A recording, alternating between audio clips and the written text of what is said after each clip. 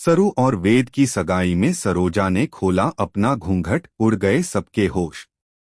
जी हाँ दोस्तों, सीरियल सरू का आने वाला एपिसोड बहुत ही मजेदार होने वाला है और इसमें आपको ऐसे ट्विस्ट और टर्न्स देखने को मिलेंगे जो आप सोच भी नहीं सकते।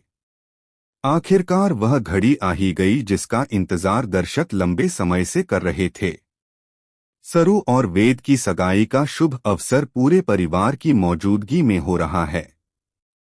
चारों तरफ खुशियां बिखरी हुई हैं, ढोलनगाड़ों की आवाज गूंज रही है और सब लोग सज-धज कर इस मौके को यादगार बनाने में लगे हुए हैं।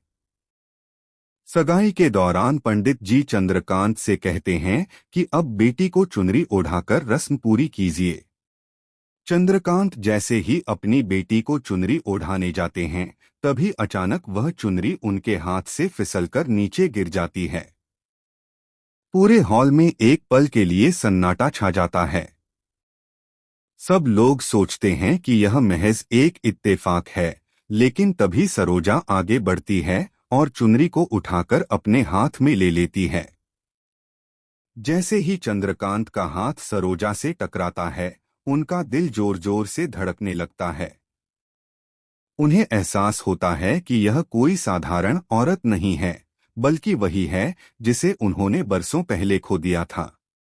चंद्रकांत की आंखें नम हो जाती हैं, लेकिन सरोजा घूंघट में होने की वजह से अभी अपनी पहचान उजागर नहीं करती।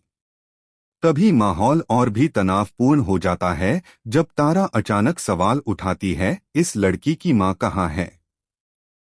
मां के बिना मैं अपने बेटे की सगाई इस लड़की से नहीं करा सकती। अन्नपूर्णा जी बड़ी मासूमियत से जवाब देती हैं कि इसकी मां का पता आज तक नहीं चल पाया। यह सुनकर तारा गुस्से में लाल हो जाती है और पूरे परिवार के सामने ऐलान कर देती है कि मैं वेद की जिंदगी किसी ऐसी लड़की के साथ नहीं बर्बाद कर सकती जिसकी मां का कोई अतापता ही न हो।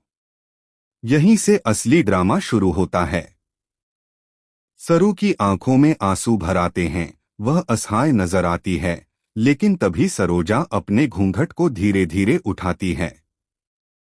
जैसे ही घूंघट उठता है, सब लोग अवाक रह जाते हैं। पूरा परिवार हक्का बक्का खड़ा रह जाता है, क्योंकि सामने वही औरत खड़ी है जिसे सबने सालों पहले मरा हुआ समझ लिया था। सरोजा जोर से कहती है, यह सरू मेरी बेटी है और मैं ही उसकी मां सरोजा हूं। यह सुनकर पूरे हॉल में हलचल मच जाती है। तारा सन्न रह जाती है, चंद्रकांत की आंखों से आंसू रुकने का नाम ही नहीं लेते। मां बेटी का यह मिलन हर किसी के दिल को छू जाता है, लेकिन यह कहानी यहाँ खत्म नहीं होती। असली झटका तब लगता है जब सरोजा सबके सामने यह राज खोलती है कि उसकी गुमशुदगी के पीछे कोई और नहीं बल्कि तारा का ही हाथ था। सरोजा बताती है कि कैसे सालों पहले उसे घर से निकालने की साजिश रची गई थी ताकि उसकी बेटी उससे दूर हो जाए और परिवार पर तारा का राज चलता रहे। यह सुनकर सभी दंग रह जाते हैं और तारा की पोल खुल जाती है। तारा अपनी सफाई देने की कोशिश करती है, लेकिन अब कोई उसकी बात सुनने को तैयार नहीं होता। वेद पहली बार अपनी मां से कहता है कि आपने मेरी जिंदगी को ही झूठ बना दिया।